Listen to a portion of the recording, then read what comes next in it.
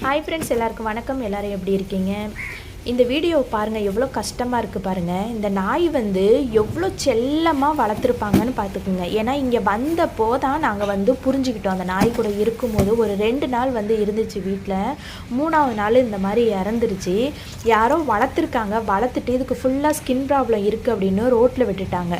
என்னோடய ஹஸ்பண்ட் பார்த்துட்டு இது ஸ்கின் ப்ராப்ளத்தை சரி பண்ணி வச்சுக்கலாம் அப்படின்னு சொல்லிட்டு கூட்டிகிட்டு வந்தாங்க. ஆனால் அதுக்கு ஒன்றும் சரி வரல. வந்ததுலேருந்தே ஒரு மாதிரியாக இருந்துகிட்டே இருந்துச்சு. 3ஆவது நாள் இறந்துட்டு.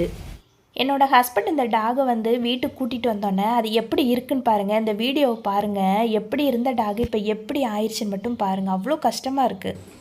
தயவு செஞ்சு வளர்த்துட்டு இப்படி ரோட்டில் தயவு செஞ்சு விடாதீங்க. இதுவும் ஒரு வகையான பாவம் தான், பார்த்துக்குங்க. கடைசி வரைக்கும் வளர்க்க முடிஞ்சால் நாய் வாங்கி வளங்க. அப்படி இல்லைன்னா தயவு செஞ்சு வாங்காதீங்க. ஸ்கின் ப்ராப்ளம்லாம் ஒரு ப்ராப்ளமே இல்லைங்க. நாய்க்குட்டிகளுக்கு லைட்டாக ஆரம்பிக்கும் போதே நம்ம டாக்டர்கிட்ட காட்டி நம்ம இன்ஜெக்ஷனோ டேப்லெட்டோ கொடுத்துட்டோம் அப்படின்னா இந்த மாதிரி உடம்புல பரவவே செய்யாது. ஏன் அது புரிஞ்சிக்காமல் இப்படி வெளியில் விடுறீங்க? இந்த டாக் வளர்த்தவங்க வீட்டில் லேடிஸ்கிட்ட ரொம்ப அஃபெக்ஷனாக இருந்திருக்கும்னு நினைக்கிறேன். அது என்னையை தவிர என் வீட்டுக்காட்ட கூட போகவே இல்லை. என் காலையே சுற்றி சுற்றி சுற்றி சுற்றி வருதுங்க. என்னை விட்டு போகவே இல்லை. அது ஏதோ என்கிட்ட சொல்லுதுங்க. அது என்னன்னு தான் என்னால் புரிஞ்சுக்க முடியல. அவ்வளோ அது என்னை பார்த்து பார்த்து ஊனே நைட்டியை பிடிச்சி இழுக்குது. ஒரு நிமிஷம் உட்கார மாட்டேங்குதுங்க. மனநலம் பாதித்த மாதிரி ஆயிடுச்சு இந்த டாக்.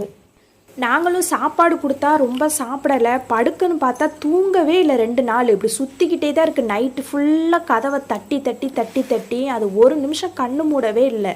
ஏன் தூங்க மாட்டேங்குது என்ன தெரியல. அவ்வளோ பாதிக்கப்பட்டிருக்கு.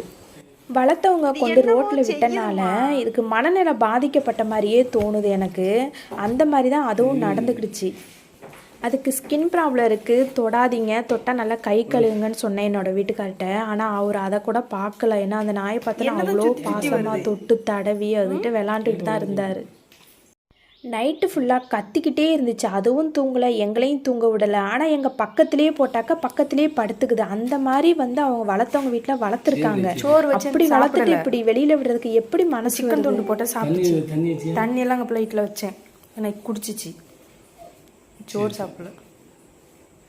சரி சரி சரி என்ன சரி பண்ணி விட்டுருவோம், சரியா? இதை கூட்டிகிட்டு வந்த அன்றைக்கே டாக்டரையும் வீட்டுக்கு வர வச்சு இன்ஜெக்ஷன்லாம் போட்டாங்க, டேப்லெட் கொடுத்தாங்க. எல்லாம் பரவாயில்லாமல் இருந்துச்சு. ஆனால் சாப்பிடவே இல்லை, சுத்தமாக தூங்கவும் இல்லை, கத்திக்கிட்டே இருந்துச்சு. 3ஆவது நாள் அப்படியே கொஞ்சம் கொஞ்சமாக சோர்ந்து நடக்க முடியாமல் ஆச்சு. அப்படியே இறந்துட்டேன். நாயை வளர்த்தவங்க பார்த்தீங்கன்னா கண்டிப்பாக நீங்கள் ஃபீல் பண்ணுவீங்கங்க.